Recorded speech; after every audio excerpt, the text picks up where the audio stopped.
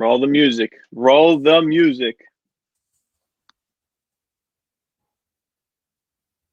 Kinson Company is letting us down with his mic being off. Roll the tape, bro. What is this right now? He's on mute right now. Why is he muted? Does he not know? I think he's having Bluetooth technology problems. Is this guy not okay? Come on, bro. No, I was muted the whole time. Hilarious, bro. Play that intro, bro. What is I did, but on? I was muted. 1 second. You gotta run it back for the folks, bro. This is Civitas, where will you meet the revolution? Ladies and gentlemen, we have an incredible guest today, hailing from Miami, the voice of Miami, one of the greatest sports commentators on the twitter.com, on the radio waves, on his podcast. This is my man, Alex Donno. Alex, say hello to the people, my man. Hello, and you're way too kind, man. You're setting the expectation way up here. I'm gonna deliver like 50 or 60 feet below that, but I'm happy to be here, and I'm happy to see Rocky Bobby's beautiful face and to meet everybody who I haven't met before officially. I know some of you guys on Twitter, of course, but yeah, it's great to be here. Listen, Donno, listen, you have the sexiest voice on the airwaves. I tell you this all the time. So every single applause that I give you, it's very much due, my man. It's very much due.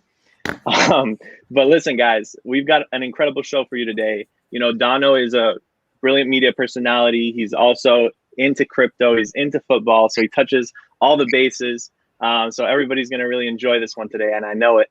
I know it for sure. So let's get into it, man. Let's get right into it. First of all, what do we have on body today, boys? The jersey wearing homies. What do we have on body today? I'll start with you. Yeah, Joel, I'll start with you, bro. Come on. We're throwing it back to a classic Barcelona jersey. I forget exactly what season this was. I know Puyol was still leading the back line there, so it was kind of inspiration. I was trying to get him on the back. Didn't work out because I think this black jersey with like that just warrior mentality of that he embodied would be like the sixth kit that Barcelona. You know what? It'd be fun. Let's do something new. This is the first time on the podcast. Let's rate every jersey out of 10. Every jersey. All right. So this iconic piece, Qatar Foundation. Oh, come on, that's a classic. Barcelona black. That's a 9 for me. That's a 9 for me. It's a classic. Faraz, what you giving him? What you giving him? On the back still? No. Pretty good. What you hitting him with, Faraz? This shirt exudes excellence. Okay. Exudes excellence. Not okay. only because it has all the patches and all the trophies we won that whose year. shirt is that? I don't recognize that team.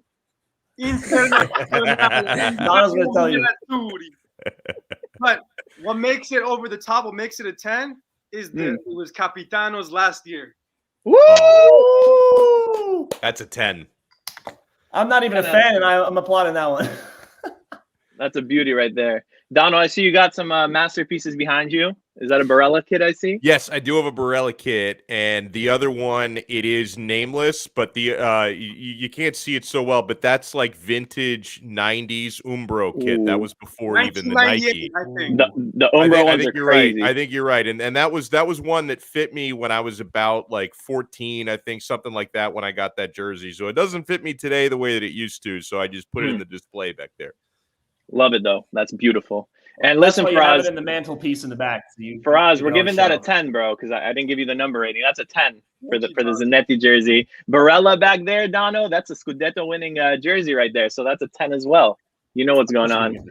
And everybody knows that Mr. Benya over there is on a jersey halt. He's not going to be wearing any jerseys until we get our first Civitas jersey out there, and he's going to be repping Civitas FC only. Exactly. That's why he's got the Steve Jobs vibes going on. We're repping classic Thierry Henry commentator vibes today. Incredible stuff. All right, and Rocky Bobby, this is how I'm pulling up today. This is how I'm pulling up today. Joel I was telling me, Arby before that, he's like, not only is your team, beat them last second this weekend, but then you got to wear their like skin as a trophy, just mocking all our Venezia. We skinned the flying lion. That jersey is insane. The drip is real. I love it, baby. I love it. I've been trying to put my hands on that jersey for a month. It's been sold out. since the beginning of the season. You have to move quick with Venezia, bro, because they are the drippiest team. So you learn early on that as soon as they drop that link, right to it. They also market that whole situation well. They do. I'm glad that they're finally in Serie A. But now, listen, guys, I want to get into it with our guest. You know, he's giving us his brilliant time, so we want to get into it with him. Donno, bro, I got to ask you, the first thing that's always been on my mind, how did you get yourself into the media industry in Miami? How did you start off on the radio? Just a bit on your background.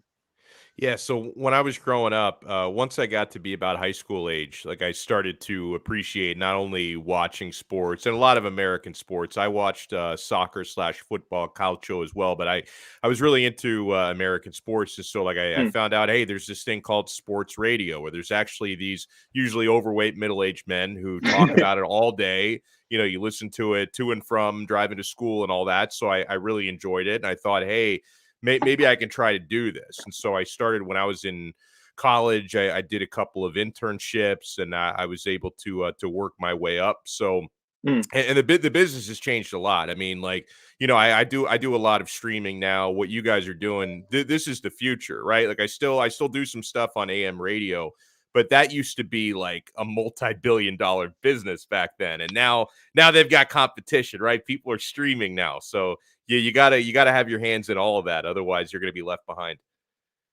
That's awesome, man. How old were you when you started off? Like, when was your first radio show? Do you remember? Yeah, it wasn't as early as some people do, because like I know some like child prodigies who started doing like like when they were like 14, they started doing stuff. Now I was 20. Like I started doing college radio when I was about 20. I didn't even get into that till like my second year in college. So yeah, I was about that. And I'm an old man now at 37, so I've been at it for like 17 years. And do you also do like live commentary for games? I feel like you've been to Inter Miami Stadium. I don't know if you're doing like your own personal coverage or was it commentary for the stadium? Yeah, I used to. I didn't do play-by-play for them, but I used to do their pregame, halftime, and postgame shows. And then they completely eliminated my department, so they don't. Yeah, so I got laid off by Inter Miami, and I've been very bitter about that, of course, ever since. And so I've got an anti David Beckham agenda. So they do like, they only do like streaming stuff now. They used to have like a radio network, and then they got fined like $2.2 million for violating the salary cap. So they started doing some clipping. They started doing a little cutting. Dang, that's tough. And have you like met David Beckham? Have you been in the same room as David Beckham? I have. Tell us about that. How was that? Yeah, so I've been in the same room with him many times. I only actually like face to face, like shake his hand, talk to him one time, and I was like a teenage girl. Like I'm dead serious. Like he's as good looking in person as he is on TV, if not more so. And I felt like, and I was working technically for him at the time. And so like, I felt like I had all these things that I wanted to say to him. And I also like, I didn't want to come off like such a fan. And like, I'm not even like specifically a David Beckham fanboy. Like I didn't grow up with David Beckham poster. Like I grew up with like R9, you know, OG Ronaldo posters above my bed, not David Beckham. Yet still, dude, meeting David Beckham, it was crazy. And I think just like a bunch of like mumbo jumbo came out of my mouth. Like it wasn't English, it wasn't Spanish, it wasn't Italian. It was like incomprehensible speech because it was just awkward how amazing he is. That's so funny. I mean, you know, it's still David Beckham. Like he's still larger than life. And for many people that don't even know about football, soccer, you know, they still know who that is. They still know Bend It Like Beckham. So, you know, he is kind of that larger than life icon. So that's just incredible that you've been in the same room as him, that he was your boss even. Oh, man, yeah.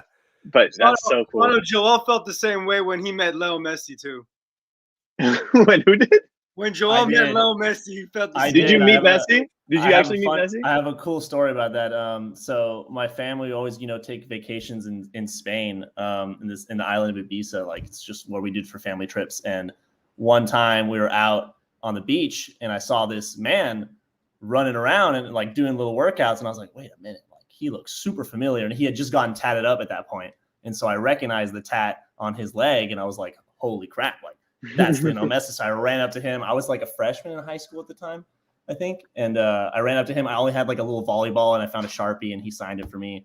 That was like one of the most unforgettable experiences of my life. It's like the first post of my Instagram post if you want to go and like look me up and stuff. But That was crazy. He has the poster on his room. Whenever Yeah, we go, Still have that volleyball in my room, which is nuts. That's so funny. But meeting icons like Messi and Beckham, that's kind of one of the things that's changing, even in the United States. Like before, you wouldn't really dream of seeing kind of these bigger players come along, and then all of a sudden, MLS is growing. Like you've had legends like Pirlo come over, and legends like Schweinsteiger. So that's always nice to see with MLS and their growth. Donno, what was it like for you to be in Inter Miami Stadium while you were working there before the agenda, of course, because now we can't support them. if they don't rep my man Donno, I don't rep them. But I'm an Orlando City fan. Actually, you know what? I'm a Toronto FC fan now. Now that they're Lorenzo. Yeah. But Donno, watching them grow, because you kind of got to watch them build up in front of your eyes and the new stadium and everything. What was that experience like?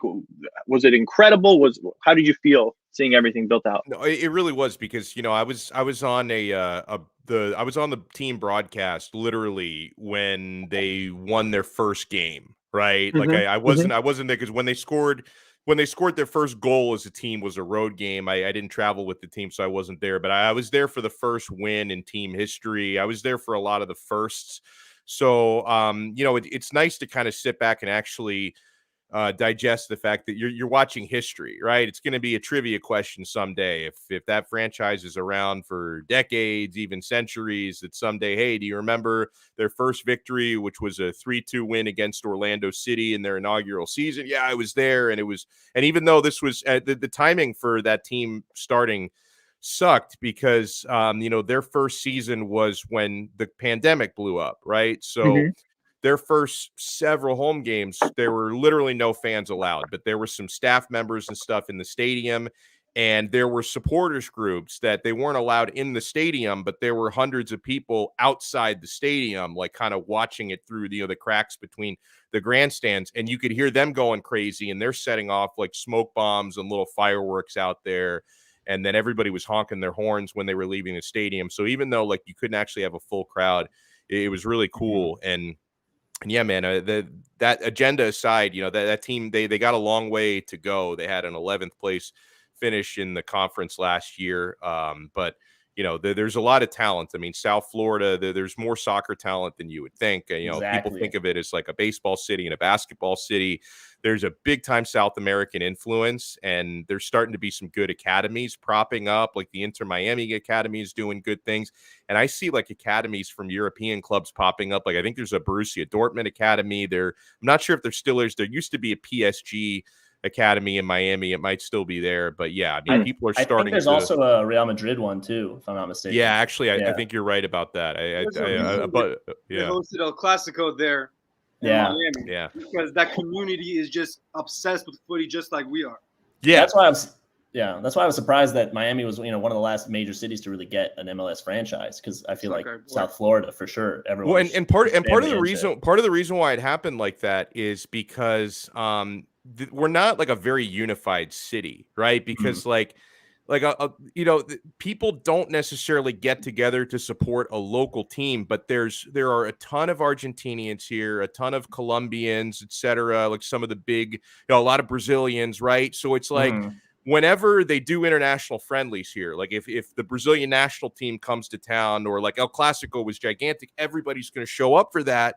But then it's like I think a lot of the people that live down here, because it's such a melting pot, we don't always like come together and unify behind the local thing, right? So it's like, yeah, you're going to have capacity crowds when you've got an El Clasico or like a friendly that involves like Colombia or Brazil, but then like people may not immediately jump aboard the local team, so they got to win. Like if they want to get like gigantic support down here from the locals. I've seen it happen before. That's how the Miami Heat became a juggernaut. Like, people didn't care that much even about basketball until they started consistently winning. And then all of a sudden, everybody's a basketball fan. So I think that could happen with Inter Miami too. They got to sign LeBron James. LeBron James. Donno, you know what's crazy, man? They call themselves Inter Miami, and they're out here just signing Juve players, probably making your life hell. And not just any Juve players, a dusted Higuain, man. Like, that's tough to watch. And it's the sexy city. That's the craziest part. It's like this beautiful, sexy city. Like, I want to live there. I want to feel the sun on my skin. And then you see big piggy Higuain just balling for the. It's like, what's going on, bro? Like, get a nice striker, please. I mean, the only good thing about, because they brought in Matuidi and then Mm. Higuain, and that was within like a month apart, like 3 weeks apart that they brought him in. So at least the advantage that I had, and I was working on the team broadcast at the time, was I watched these guys play a lot, right? So even Exactly. though I watched them play while hoping that they lost every time they played, but I watched them play a lot, so I kind of knew what to expect, right? Because a lot of people down here like maybe hadn't watched Higuain since he played in Spain. Like they didn't watch him in Napoli or Juventus, and like, well, you may not watch Serie A, but I do, and I saw this guy score 36 goals in, I think it was 2016 in Napoli, and so I had that experience to draw back on. You know what kind of surprised me? I feel like Matuidi never really hit the ground running at Inter Miami, and I thought that a player of his caliber, even in Europe, he was considered really good physically. He was quick, so I just thought he kind of fit right into MLS because he's got that blend of tactics and physicality, but it just didn't really seem to materialize well for him. I don't know. Yeah, I can't really explain why either. And I remember when he played his first game in the Inter Miami shirt, it Mhm. was really crazy because he had just gotten off the plane here like 48 hours before, and then he was clear. Like he got through the COVID protocols really quickly. He got all of his negative tests, and then like I don't know, maybe it was 3 days after arriving, then all of a sudden he suited up and played. Like he was probably meeting his teammates for the first time, and he had an awesome first game. Like he was man of the match his first game. Mhm. So I thought, man, this guy's just going to walk the league. Like this guy, he's, box to box, physical guy. He's just going to come over here and boss MLS. But I can't explain why. Very inconsistent. Like he would have like a really good game here and there, and then like really poor games here and there. So I don't know. I don't know what it was. If it was a lack of effort, if he just thought, oh, this is going to be so easy. I'm in the USA now. I don't know what it was, but it didn't translate to consistent success. You know what's interesting? A lot of people, hate on the MLS quite a bit. I'm one of those people. So from time to time, like my New England Revolution's picking up a little bit, but I just don't feel that passion for them still. But regardless, you see a legend like Zlatan come to the MLS, and he wasn't here for a very long time, but he comes at a time where, he had that injury at Manchester United. You didn't really know what his career was going to look like. And then he comes right back into Serie A, and it's like he didn't miss a minute of the top 5 leagues. So it makes you think that, listen, maybe the MLS isn't always the best tactically. Maybe sometimes it looks like these guys are playing backyard soccer like I did when I was at recess in school. But I think that they do prepare players well physically. And you look at Alphonso Davies, and I think that's kind of the big bridge. Zlatan really needed to get his physicals up because he was out, and MLS allowed him to do that. And then he comes right back into Serie A. He's already got the tactics down. He picked up physically, and he's right where he was. You wouldn't even tell the guy's 40 sometimes. The amount of goals he scored is insane.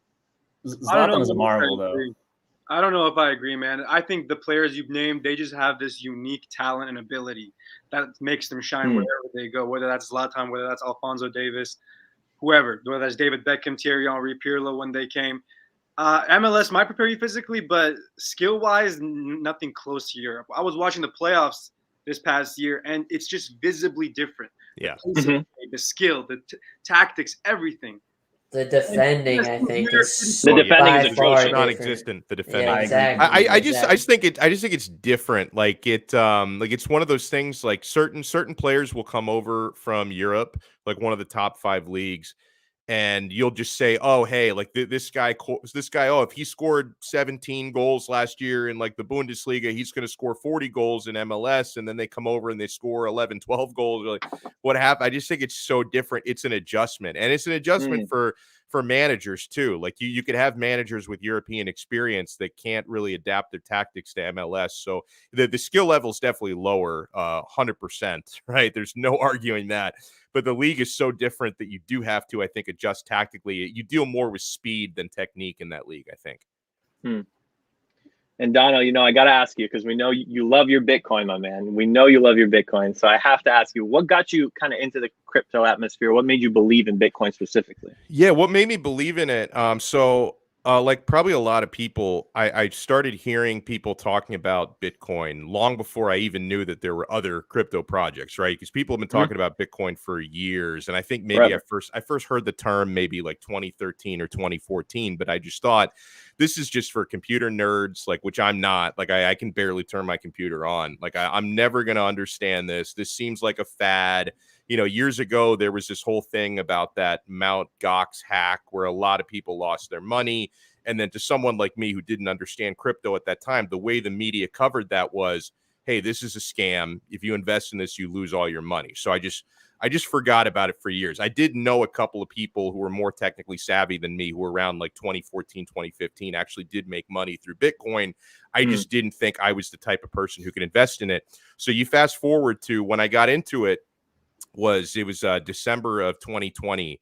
And I got into it totally by accident because, I was using offshore sports betting sites.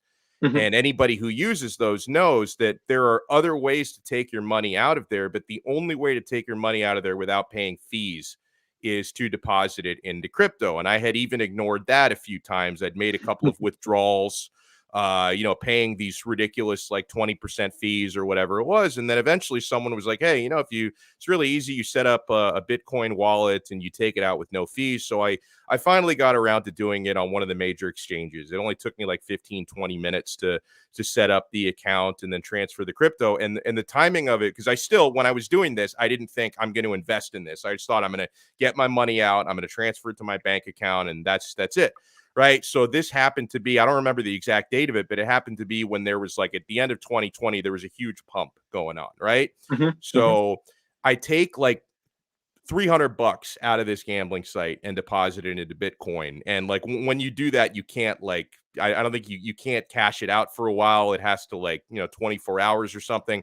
So I make this deposit of $300 and then like several hours later, it's at like $350. So I'm looking at that. I'm like, okay, I'm not taking this money out, right? Like at that point, this is literally my first day in Bitcoin. And I thought, oh, so this is how it works. You just leave your money in there and then it just grows so fast. And yeah, it was like that for a few months, right? Because this went into early 2021 when there was just a massive leg of a bull run. And so, I started instead of taking money out, I started putting more and more money into it.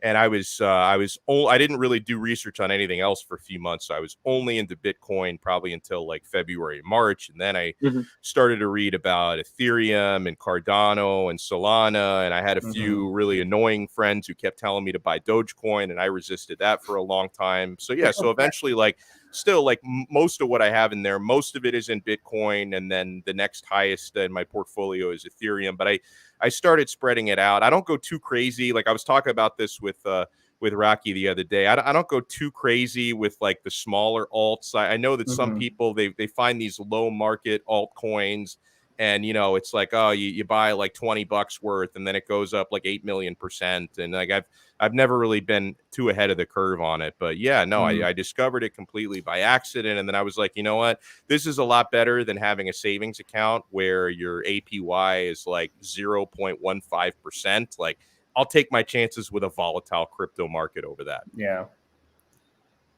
If I can touch on that, I also kind of got started investing in like Bitcoin and Ethereum around early February 21. And I definitely rode that wave for a little bit, learned a lot, not selling at the top, selling at the bottom. It's definitely a process. But then even recently now, I've definitely been one of those geeks kind of getting into more like of these altcoins, and not even just altcoins, but like these other networks that you can build these nodes on to generate coins and staking coins. And like before that, like I kind of knew of these, but they were just like way over my pay grade of knowledge of this stuff. But, as you kind of learn more and more, you realize that these are really, really risky investments, but the potential upside at least is huge, right? Yeah, and what I always tell people is because there have been like sometimes if you ever, and I don't usually like seek people out and say like, hey, you've got to invest in this, but like if people know I'm into it, sometimes people who don't know anything about it will say like, hey, I want to get into crypto. What can you recommend? And then I recommend they buy, this, that, and the other. And then you have the phase that we've been in now for like the last 5 days or so where everything's been dumping. Yeah. And then they get kind of mad at me. And I'm like, hey, remember, because like somebody recently was like, hey, like I bought $500 of Bitcoin and I have like $280 now. Like what you've ruined my life. How do I get my money back? Yeah. And then what I always tell them is like, you have to remember, it's not a loss until you sell at a loss because it's not 100%. A realized loss. And then I'll show them the charts and I'll be like, hey, like back in May, it was at, Bitcoin was at 64K. And then like 2 days later, it was at 30K. And then, hey, we eventually got back to 69K. Be patient. Don't kill the messenger. You were the one who came to me about this in the first place. Just be patient and eventually it'll go back up. You see it everywhere where people are promoting like a certain coin and then underneath an asterisk, you have like not financial advice Yeah. on Yep. every single thing, you know? No one trying to get sued right now. That's why. Ladies and gentlemen, Civitas FC does not provide financial advice. I'm throwing this out right now. Invest at your own risk. What we do though, so our whole purpose of crypto chat in general and talking about crypto is, for us, our project really relies on the football community, because that's the biggest part, you know, the community that's already here, and then kind of blending that in with crypto. So a lot of people, we recognize that they're beginners, and a lot of people maybe are going to fall into it. Like Donno, you kind of stumble into it by accident and turn out to be this really great thing for you at the end of the day. You learned a lot and you've been growing and learning ever since that. Same with you, Joel. So it's almost like expediting that process a bit and having people come here and learn, and we all grow as a community, because I'm not a crypto expert. You know, none of us can really say we are experts, but what we are is we're curious, and we're willing to bring on the right people to have these conversations and have everybody in the community, you know, learn along with us. So it's really cool that you even mentioned that, you know, it's kind of an accidental thing, but again, you've learned so much just through that accident. The thing with Bitcoin in particular too is it's such a unique coin because it was originally the first major cryptocurrency. It's a hedge to inflation within the market, and there's a finite supply. I know there's a couple other coins like Solana that have finite supplies, which allow people to be more confident in it. But Bitcoin is just unique in that way. I remember when I bought in Bitcoin 2017, it was at $4,600. 46. Yeah, but for us, put like $15 in that or something. Why are you not on your yacht right now? Brother, I don't have any yachts. Oh, too funny. Listen, all he has is that beautiful Zanetti jersey, and he's going to treasure it. But that's priceless for him anyway. No, That's worth all the odds. Like you said, it's good kind of what we're doing then to kind of bridge those novices that want to learn more about this, and then connect them with something that they love and and they know so much about, like football in general, right? And so just like finding that connection, you know what I mean? Like to bridge that gap is kind of what we're all about. And it's important because I'll even use Donno's example. You know, he saw those messages about Bitcoin all the time popping up on the betting site, and he ignored them for quite a bit. And that's kind of where we're going to as a society in the future. It's like crypto is going to be a huge part of what we do. And it can be beneficial, it can be detrimental depending on how you use it. But if you do the research, if you take a second and take a chance, sometimes it is a little risky, but that's when you can really grow and learn. And Donno was willing to take that chance and grow from that. And that's kind of what we're looking at now. It's the future. So more and more things are going to be compatible with crypto, you know, and you're going to see it everywhere. So it's important for you to be educated on it when you do see it. Donno, so I purposefully haven't given you too much about Civitas in general to read about, because I kind of want to hear your thoughts, just almost like an outside perspective looking in. What do you think of the project so far? Any takeaways for you? Any questions from you? Anything at all? Any input? Well, yeah, we talked a little bit about it yesterday when you joined us on Calcio Connection, and obviously this seems like the most democratic way to really pool investment and to pool a group of people together. And when it comes to actually owning and operating a team, I think this is the future. But so I guess like my main question would be, do you envision any sort of a timeline? And I know it's probably so early in the process, it's hard to formulate that because you don't know exactly what the spark is going to be that kind of starts the fire, right? But do you like what sort of a timeline do you envision on how quickly, whether it be, you know, a matter of months, years, decades, even, to get where you want to be? So, you know, for us, the main thing right now is to build out that community. That's what we're super focused on. And we do have a tentative timeline now, and I'm going to share it with you in just a second. But we say it's tentative because it all depends on where the community is at the moment, because that's when you can decide next steps, when you can start looking into different incubators, when you can really start the growth process. And here I can read this for you at the moment, but for January, and January is almost over now, this was our initial goal, and I'm happy to say that we've achieved that goal. But we're going to have our full business plan completed, and we're going to have 10 consistently active contributors. Nice. And we are super happy to say that that's already been done. And then it gets more and more ambitious as we go. For example, in April, we're hoping to assess the launch of a token. So again, that's going to be dependent on how active the community is, where everyone at the community is. From there, we're going to go into assessing partnerships. And then our big goal is to have a minimum by September, to have a minimum of $1 million raised through NFT tokens and any sort of crypto investment in general. So that's our huge goal. September is going to be a big month for us. That's what we're thinking, right? But again, nothing's by the book. It really depends on where the investments come from, how quickly the community grows. all that. And the beautiful thing about football, and I'll let Ben touch on this a little bit too, but there's so many leagues out there, and there's so many teams that can even go at a sale. Like we saw Salernitana go for so cheap that it's insane. So it's almost easier. We could have 1 million by September and maybe purchase a team with that amount of money that's even in a top 3 league, or we could have 500,000 and purchase a team in a bottom league and work them up. So there's so much flexibility, and that's kind of a beautiful thing about this project. Ben, you want to add anything? Yeah, definitely. I think what's so cool about football, soccer, whatever you want to call it, obviously it's the number 1 sport in the world. And we see innovation happening within the sport faster than in any other sport. There's so many leagues, there's so many things, and something that we want to mention today about the fan tokens. The first sports teams that brought on fan tokens were soccer teams. Mm-hmm. And so there's constant innovation within the sport. And what we're trying to do and what we've seen, just being in the space, seeing what DAOs are able to do, is that you can actually own a team in this way because regulations and stuff are changing so fast. We've seen, like the example of Salernitana, is that like teams need to be bought out. People need to be supporting these teams. And so finding new ways to do that is becoming ever more present. And so that's why we're here. Again, like RB mentioned, the first piece is to build out the community, because at the end of the day, what we're trying to do is we're trying to allow as many people as possible to just, instead of just being a fan, to actually be an owner. And so we feel like by first not focusing on the monetization, not focusing on the financing, but educating people and building out that foundation to bring on as many people as possible to see what we can do, and then to already monetize and make the next steps to actually purchase a team possible. But yeah, it's all super exciting, and it's so early. And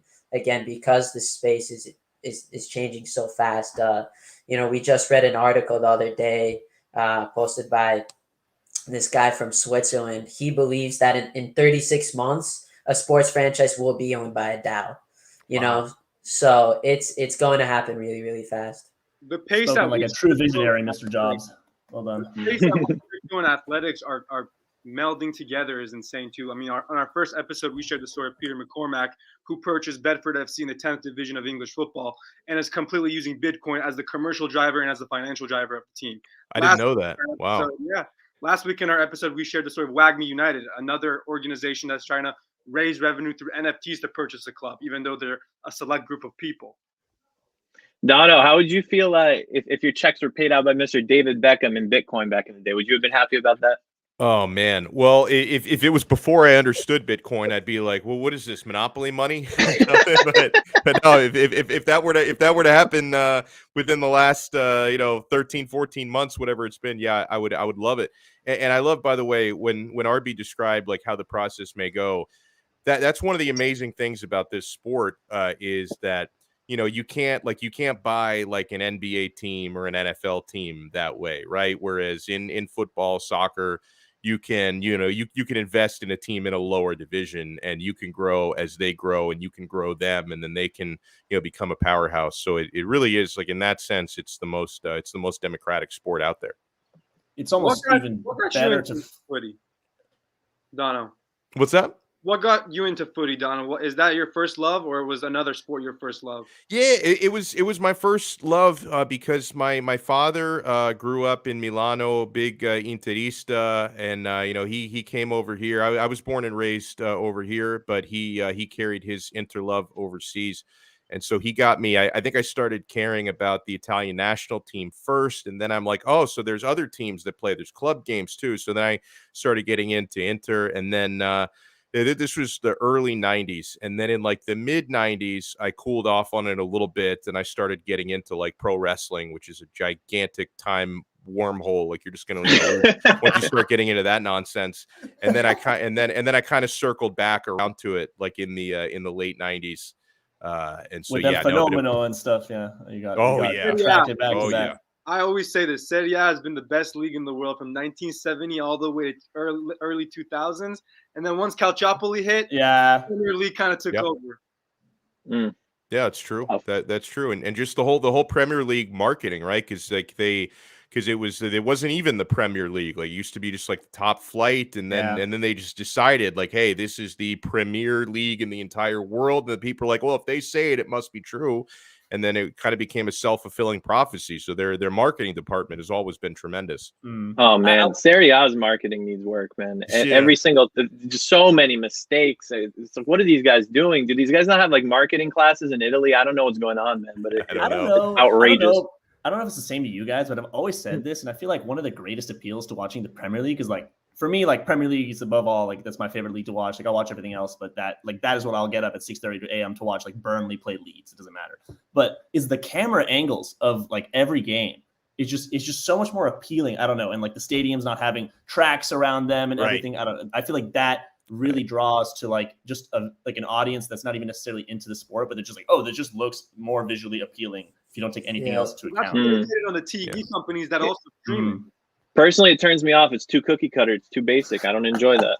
Too clean. Too clean. Give me a track and a potato field. Hey, our manager Conte said that would be a foul in England, but it's not a foul in Italy. Let's go, baby. Let's go, baby. But Donno, something that we like to do on this show is we have our segments, right? And we do like to share a weekly story about what's going on in the footballing community and also in the crypto community. So I'm going to let our boy Faraz tell us this week's crypto chat story. Yeah, so this week, I think over the past 2 episodes, we've been mentioning fan tokens and their use within this game. But today, I really want to focus on and zoom in on that and accentuate that point.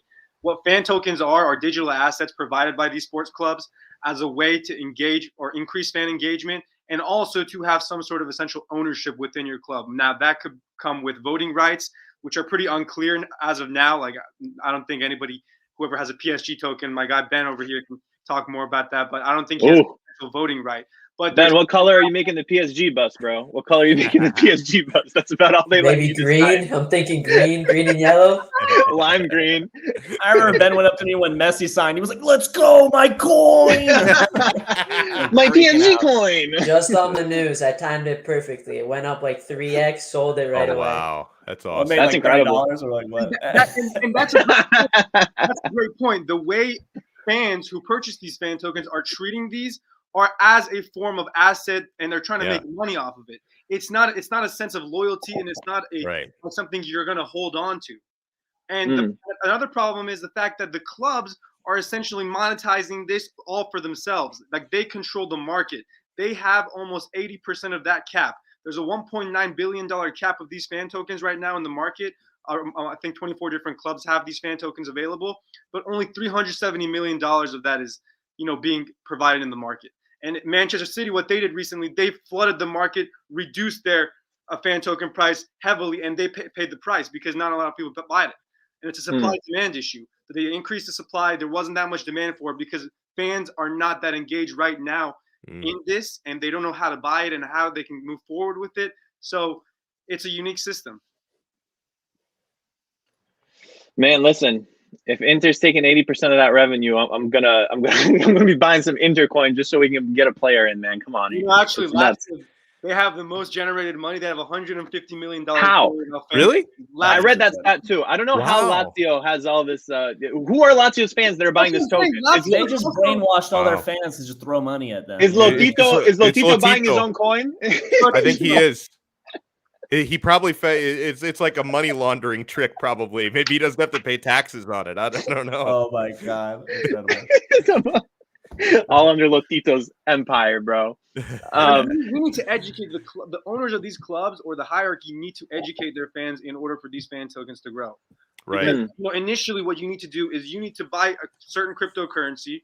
If you're buying fan tokens from Socios, which is the largest provider, you need to put your money in their cryptocurrency, which is called Chillas, and then purchase the fan token off their website. Like, not a lot of people, not a lot of footy fans who are just joining that club to watch the games and be a part of that community know what they're doing in that sense. Yeah, Greg from local Manchester probably doesn't know what an NFT is. You know what I mean? Like, so. Well, because he's been following the team for 40 years. Greg from local. I'm just saying. You're wilding for that, bro. There's some Manchester Blummies mad right now, bro. What was I gonna say? For me, kind of the big issue with the way that these tokens are working, they kind of feel to me like they're pseudo ownership, and that's why I don't think they have a lot of loyalty behind them. It's because you're making fans think that they have some sort of power with them. But if you're asking me what color the team bus is gonna be, I don't care to have your coin for that. For you to play, like, what song are you going to play before the game? Let me have some sort of say on the transfers. Let me have some sort of say on the lineup. Let me feel like I'm actually doing something for the club, like I'm actually an owner and it matters.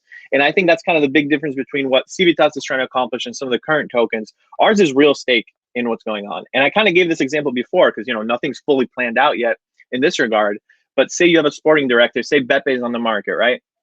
And he's got two players. He's looking at Thuram and he's looking at Correa. The way I envision it is, he says, okay, all right, guys, these guys are both the same price. What do the fans think? Which player between these two? And we need both these profiles. Something like that to really make the fans feel like, hey, I'm in this and it matters that I own this coin. Yeah.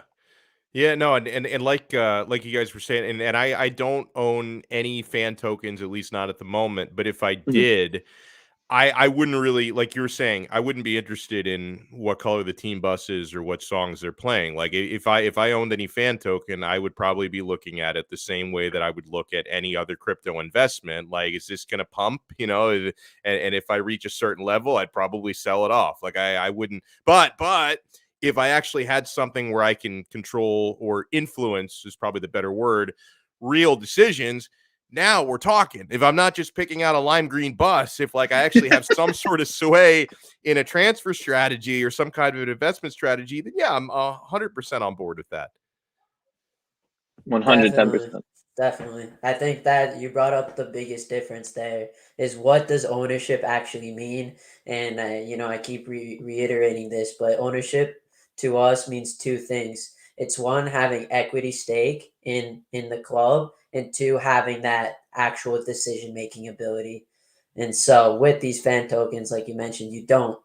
you kind of they make you believe that you have both, even though you don't have either. And so what we're doing is actually giving both. All they give me is a 5% discount on the digital shop. That's not enough. Your jersey is now $135 instead of $140. There you go. You're welcome.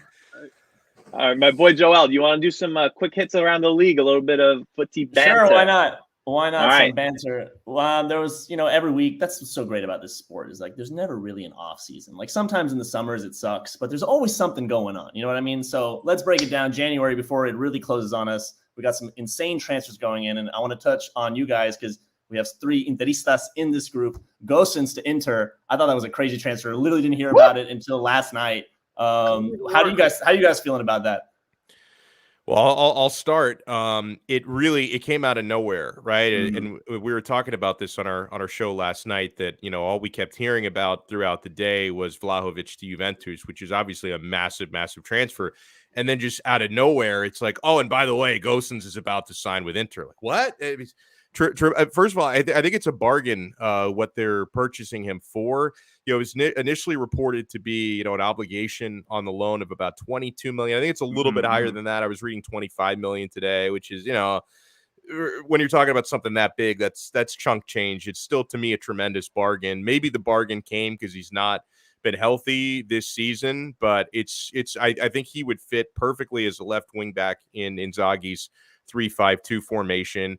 And it's also really important because Ivan Perisic, I think, is going to be moving on. He's not going to be under contract. It doesn't look to me like he's signing a new contract. And he's in his 30s. Gosens is considerably younger. So I think he's got a higher ceiling, Gosens, than Perisic, certainly. So I think it's a tremendous move. It's not one of these free transfers that Inter have been doing a lot of lately, but I would consider this a bargain transfer. No Ashley Young type transfer, right. This one, but yeah, it was an exciting one. The move was predicated, just like Donno said, on that Perisic situation. His contract's expiring. He's hit a certain age where it's a risky move to pay someone who wants a lot of money at that age. So Gosens was the right decision. And I just want to say, I predicted this talking to my boy Rocky during the Supercoppa Italia. I have the messages to prove it. Nice. Welcome, Gosens. We have the receipts. We have the receipts live. I'm going to put the receipts up on the screen for the good people to see at home. Check this out, fam. Faraz likes There to it think of is. himself as a little oracle of These of are the football receipts. knowledge. Wow. Since I see it. Yeah, it's With the highlighted. Date right there with the Yes, date it's right there. highlighted. Read the date, people. Read the date. 1/12/2022. That's Wow. crazy right there. That's Like I said, Oracle for us. the Oracle had spoken. He's Ooh. wrong about certain things he's predicting this year, like Chelsea winning the Premier League. That's just not. But that's topic for other debates. Other transfers we got going on, like we said, the whole Vlahovic situation to Juve. I don't know where they're pulling this money out of. $75 million reportidly Out of their ass. Out of their. I don't know how you say ass in Italian. If someone can translate. Out of their for us, but, culo. I think that's close enough.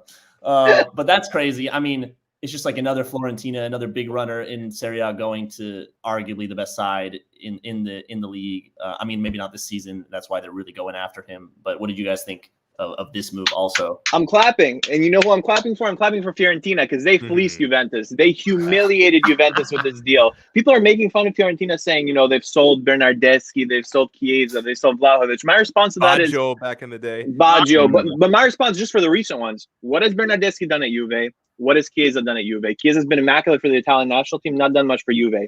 Every single deal so far, Fiorentina has... That's harsh. That's harsh. Fiorentina has won every single deal between them and Juventus. Vlahovic is an overrated poacher. His goals are not goals that are hard to score. If you watch him, he relies on penalties heavily and he relies on tap-ins. He is not a $67.5 million player. And to add to that, this guy had 1 year left on his contract. $67.5 million. It's definitely a hefty price tag. I think since he had a year left on his contract, I feel like Fiorentina could have waited to maybe make that top 4 spot with him if he's still firing on all cylinders. But right now, they're just basically giving up on that chance. Right? Yeah, they probably should. They're not getting top 4. So yeah, I think it was right to give up on that. They need that money because I don't know how they've been screaming like an old lady all year that they have no money and they pull this out. Yeah. I don't understand this. Something needs to be investigated. Check the books. Check Juventus's books. I'm here right now. I'm going to call Moratti on the phone. We are going to check Juventus's books, all right? Pull the books out. Put them on the table. They do have a lot of balls, though, because they're the only team in the world that want to pay Vlahovic's agents $15 million bonus on that transfer because those guys are crazy asking for a lot of money. I mean, hey, they held out, and now they're going to get that money, though. Like, so who's really crazy? Congrats, right? bro. Congrats to them. I just personally think it's an awful deal for Juventus. Anyway, other transfers coming in. We got Martial finally making his move away from Old Trafford, still with that golden, that Ballon d'Or release clause, or not release clause, a little clause on his contract that he's never going to fulfill. But at Sevilla now, I think this is a good chance for him to kind of revamp his career. He's been very stale for the last four years. Oh man, I would have loved to see him at Inter. I would have loved to see him at Inter so bad. But it's an incredible move for Sevilla. I think that Martial is a very underrated player, and I think that when players leave United, that's when you see who they really are. Because I can't think of anyone who left United and then flourished though. Can you ladies and gentlemen, you know the fish rots from the head down. All right, the fish rots from the head down. So United is not being run well right now, but we'll see the real Martial again. I'd definitely be happy to get out of that team right now. There's so much uncertainty too, and that kind of brings us on to kind of the whole manager carousel that's going around right now. And we'll get to United, in a little bit. But right now, breaking news out of Watford for all our Watford fans out there: Claudio Ranieri sacked after being in charge of the club since October. I know they weren't on the greatest run, but honestly, every time I saw Watford play, maybe that was just the Dennis effect. I thought they were doing really well, but that loss to who did they just lose to this weekend? To Norwich, where Judge Sargent finally got his goals, was kind of the catalyst. I know, Faraz, you wanted to touch on this. Yeah, who they're bringing in. Story because the owners of Watford are the Gianpaolo Pozzo family, the same owners of Udinese. In 2000, they signed Roy Hodgson for one day. He made a press conference. They got upset. They fired him on the dot. For 20 years, they haven't talked, and now they finally made amends and hired him back to save their club out of retirement. They could have 4 managers in 1 year. This club is a mess. Wow. I'm sorry. It's actually nuts. I thought he retired. Like, I don't know why he'd want to put himself in that stress. I didn't know he was still alive. I had no idea. Well, I mean, I don't know. The pressure might get to him. We might see him. I don't want to say anything. That's too mean on the guy. When you love the sport, you can't get away. Yeah, it's true. Yeah. I mean, we'll see what happens. But like I said, we're touching on United again. A lot of front runners for that job. I personally think they should go after someone a little more low key. I know Graham Potter's name has been up there a lot, and I think Brighton play really good football. But they want to go after one of the big guns, Pochettino, like Zidane. Ten Hag maybe not a big gun. Who else? Luis Enrique also. I don't think they're all people in a job right now. First of all, I don't know. United is kind of. I'm going to say United's a joke because I'm a City fan, but they're just a joke. Right? Yeah, they missed out on Conte, so they're definitely a joke. It's And pretty Donno, crazy. man, real quick, Donno, I know you had to run around 6:15, so I'm just checking it. If you need to hop off, feel free, my man. You've been incredible. We could push it a couple more minutes. We can push it a couple. All right. That's what we like to hear. What a guest, lad. What a guest. The bat phone hasn't started ringing yet. I had no anger. There you go. So. No, after that Spurs loss to Man United, where they lost like 3-0 early in October or late in October, it was like, how do I explain to someone that United both won and lost this match? Because of that win, they didn't get Conte and Spurs got Conte instead, whereas like United would have done really well with him at the helm. The thing is, and that's like the worst thing about being a fan when you're in a situation where it's like, I should probably hope that we lose today. Yeah. Because those situations, it usually involves a manager. Those situations come up every now and then, and it's hard. Like you feel a little bit tortured. Exactly. He's going to have control of that, though, just like he did in Leipzig. He's going to pick someone who fits how he wants to play. Yeah. And I don't know who that's going to be. It might be a no name. I think Rangnick is massively overrated. I think he's been overrated before the United move. But this guy, they play him up so much as the father of the Gegenpress. And listen, it's fine. Maybe he's the father of the Gegenpress. I'm not going to fact check that. Enjoy that if that's your title. However, enjoy that. He's not gegenpressing. He's gegenpressing these balls right now, fam. Like, he is not nice. United does not play good football right now. All right. Unreal. He's a manager. He's a guy who worked from upstairs. Like, you. All right, fine. Guess who he was? He came from like some Moscow team, bro. He came from like CSK in Moscow recently. Like, he's not really doing anything. Give him a little bit more credit than that. He built. Get out of here, bro. Oh, I mean, the praise money built RB Leipzig. That's fair. The praise he's receiving from Tuchel and then Klopp as well. Like, there's something behind that, though. You know what I mean? Like, This guy's just not like some bozos coming into this club. Like, United. Sure, but he's being a bozo right now. And if you tell me he's not being a bozo right now, I don't know what to tell you. I think also the group of players he has aren't really buying into the mentality, so they're also kind of a group of bozos right now, in my opinion. But, you're coming in as the manager, right? And you've got all these world-class players because United on paper should be competing for the title this season. Second most expensive squad in the league behind, That matchup with Atleti is going to be so fun. Both of them are in crisis. And if you're a world-class manager, you find a way to make that work regardless. And I don't think he's been doing that recently. And again, maybe he's better at the front I do have to run now. My apologies. But thank all you good, so much Donno, for man. having me. Donno, you've been incredible, an amazing guest. We love you. Keep being amazing, bro. Keep shining. Keep shining on the airwaves. I look forward to seeing you so much, project grow. Thank you. Thank you so much. Pleasure's all mine. That was sick. And everybody, let me say a couple words. Donno is a great personality on the media. I want you guys to check out his podcast, Calcio Connection, at CalcioConPod at Twitter and at twitter.com. So just check him out, guys. He's an awesome dude, and we really appreciate him. We can get back to talking some ball. Definitely looking back to having him. Hopefully we can have him back on the show, and we actually got a token out and stuff. Like, that'd be cool to see that progression. He's the OG, so he's got the OG. Exactly. He got the number one word. He learned about Civitas on accident. He's gonna be his new Bitcoin. You know what I mean? Woo! All right. Anyway, where are we? Enough of poppycockery and whatnot with United. Let's talk about some games this week. Chelsea, biggest one of the weekend in my opinion, at least in the Premier League, was Chelsea Spurs. I don't think anyone really. I'll let him go for a little bit. I don't think anyone expected Spurs to really do much. I think Spurs were going for the draw from the get-go, but thanks to insane Hakim Ziyech goal, wow, that was incredible. And then who knew he still had it in him, bro? I was shocked. He's such a good player, but he's just so inconsistent, and it's hard to be consistent. I feel like in this squad also. He has a lot of chemistry off the field. Like, I just saw a picture of him with Lukaku in Dubai today, having a cocktail. These guys he's homies with everybody. But do you think they kissed? I don't know. I don't think he's missing. He beat them 4 times in 1 year. It's crazy.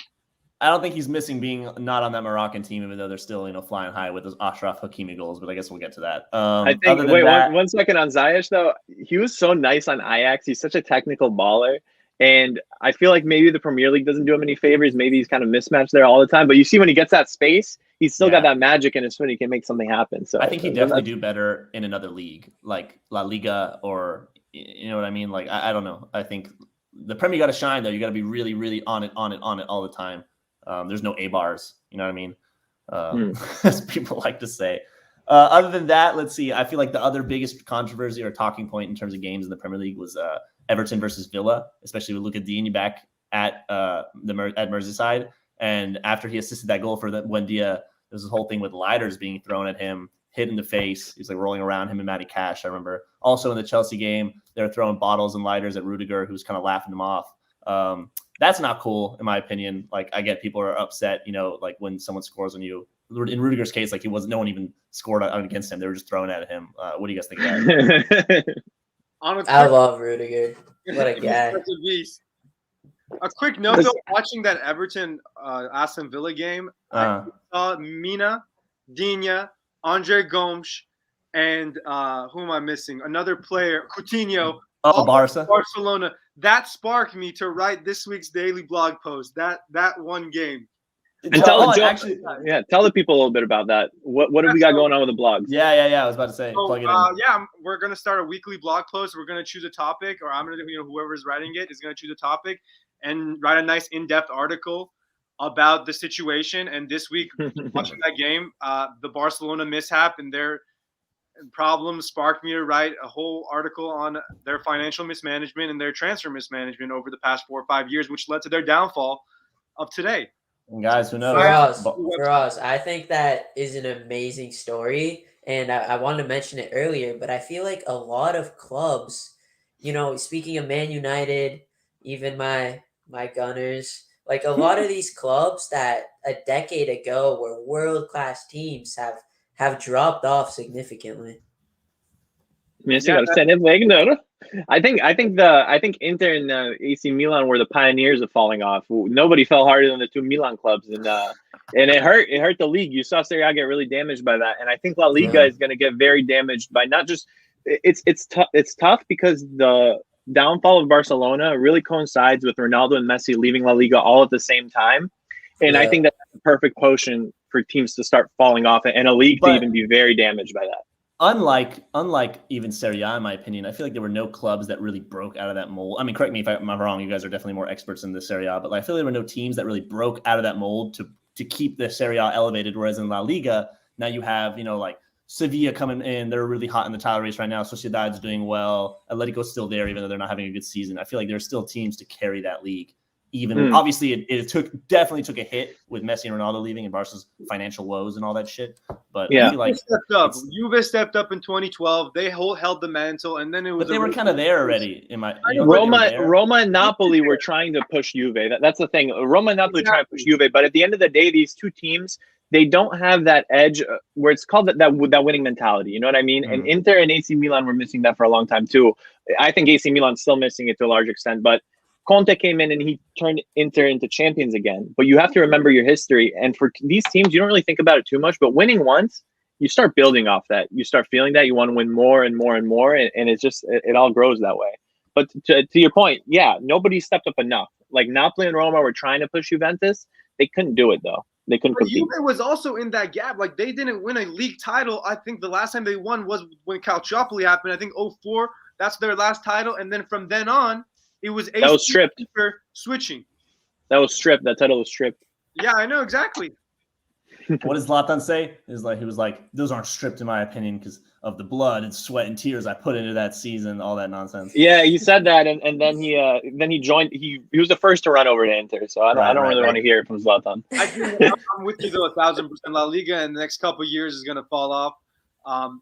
Especially Real Madrid, once this midfield trio, Modric, Casemiro, Kroos, when they're done, they're done. I think Real Madrid might be the only team that can kind of keep up that pace, honestly, just because they know how to throw their money around. No, you're good. They know how to throw their money around. If they sign Haaland and Mbappe and all this shit, they're still going to be crazy. Yeah, it's definitely going to be interesting to see how that pans out, though. Mm-hmm. Anyway, there were a lot of talking points over the week, a lot of games as there are.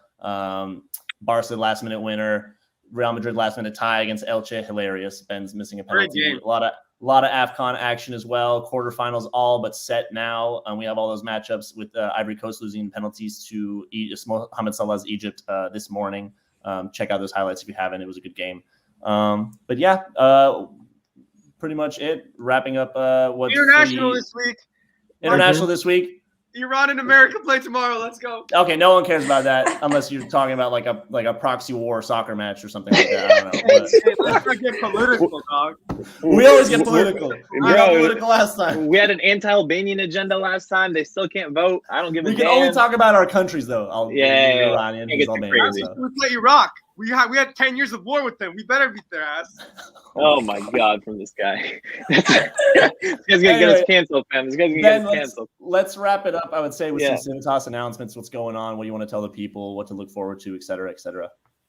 Yeah, I mean, I think as far as updates from last week, we're continuing to just push more media, try to provide more formats. You know, we had this debate last night, which you guys provided great insight to me, so appreciate that a lot.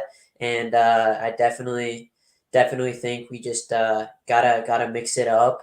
And what do you guys think in terms of like what we're doing now? What ways do you guys think like we can grow? Yeah, we were talking about a bit about it last night, but for me, I think the biggest thing we can possibly do, and this is my overall strategy, is to make this podcast as big as it can be. And that's going to be you, ladies and gentlemen in the audience, the one viewer currently. That's you. We love you. Thank you.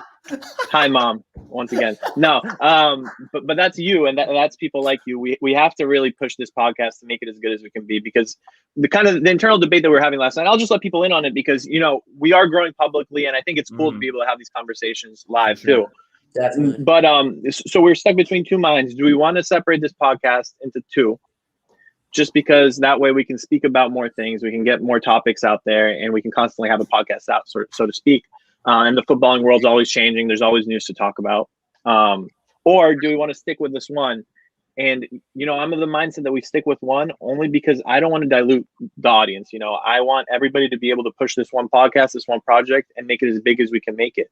However, I think it's important that we do keep our media personality up, and I do want us to grow as a media empire, so to speak.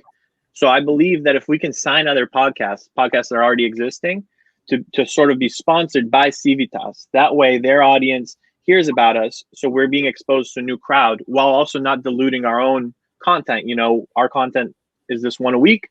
We appreciate you guys for supporting it, and, you know, the new people can still keep hearing about us and joining. Well, that's also the benefit of having guests like, you know, like Donno on, right, to plug their audience, hopefully to get involved with what we're doing. You know, having like-minded people that are believing in the mission and everything is really important. And that all starts with also, ladies and gentlemen, whoever's watching at home, you want this hopefully to grow as much as we want this to grow, right? And so every step, every retweet, every like, every word of mouth conversation, everything helps slowly. So Keep an eye out for all our different forms. Like I said, this weekly blog post is gonna, you know, be interesting news and updates around the soccer world that can gain attention. We were planning last night to have a Twitter space soon, and we'll let you know on our Twitter platform when that'll happen. Yeah. And be more involved within our Discord. We're going to have constant communication. There's chatter there all the time, and keep us updated. That's a big thing. We really want to be able to reach out to you guys and to give you the info that you need. So yeah, we talked about it. We definitely want to be able to have at least one Twitter space a week as well on top of the podcast, and just to be able to interact with you guys more, because sometimes it's tougher to get into the YouTube comment section. We don't really get to hear your voice. The cool thing about spaces is, you know, we get to talk and it feels a lot more open, like an open dialogue. yeah, really natural. I agree. We won't lose the mission. We just need your support to make the mission grow. Exactly. And again, contribute in any way possible. Come join.